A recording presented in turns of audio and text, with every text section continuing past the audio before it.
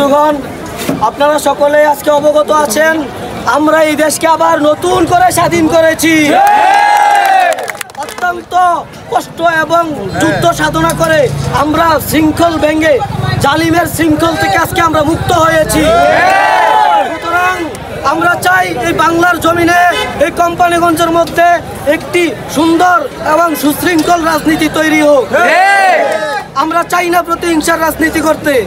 আমাদেরকে যারা গতকালকে মেরেছে, ধরেছে, দৌড়েছে, আমরা তাদেরকে আমরা আন্তরিকভাবে ক্ষমা করে দিলাম। আমাদের তাদের প্রতি কোনো প্রকার কোনো রেষারেষি নাই। তবে যদি তারা আবারও আমাদের প্রতি চোখ রাঙায়, তাদের একজনকে ছাড় দেওয়া। সুতরাং প্রিয় উপস্থিতি, আপনারা ধৈর্য ধারণ করুন। আমাদের পরবর্তী ঘোষণা আসার পরে ইনশাল্লাহ আমরা আমাদের যেই কার্যক্রম, যে কর্মসূচি আসবে, আমরা সেই কর্মসূচি আমরা সুন্দরভাবে চালিয়ে যাব। সেনাবাহিনী থেকে আমরা শাসন মুক্ত হব। সেনাবাহিনীর শাসন আমরা মানি না।